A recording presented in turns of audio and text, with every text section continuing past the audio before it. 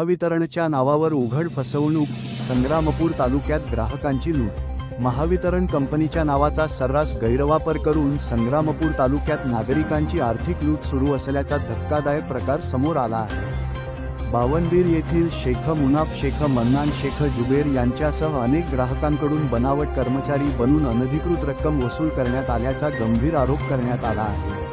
19 जानेवारी 2025 रोजी स्वतःला महावितरणचा कर्मचारी असल्याचे भासवणारे सहकारी नागरिकांच्या घरी पोहोचले।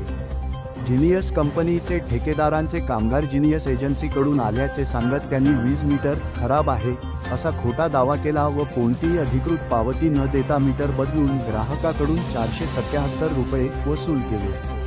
मात्र महावितरणच्या अधिकृत ग्राहक सेवा केंद्राने स्पष्ट केले की मीटर बदलासाठी ग्राहकांकडून थेट एकही रुपया घेतला जात नाही। त्यामुळे हा प्रकार थेट फसवणूक व जनतेची लूट असल्याचे उघड झाले आहे। या प्रकरणी तक्रार दाखल करूनही अद्याप ठोस कारवाई होत नसल्याने नागरिकांमध्ये संतापाची लाट उसळली आहे।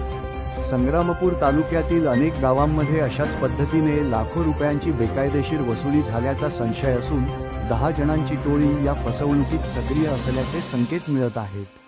महावितरण प्रशासनाने तात्काळ या प्रकरणाची सखोल चौकशी करून दोषींवर फौजदारी गुन्हे दाखल करावेत, अन्यथा नागरिकांना रस्त्यावर उतरून आंदोलन करण्याचा इशारा देण्यात आला आहे।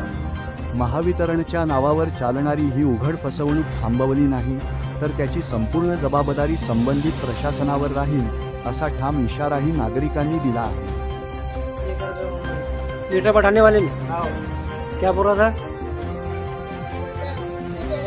सबसे ले ले बोले, हाँ,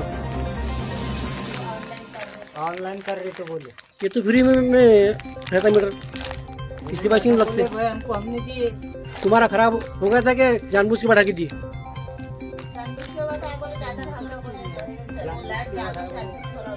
तुम्हारा मीटर खराब नहीं था, नहीं तुम्हारे पैसे वापस होना। हाँ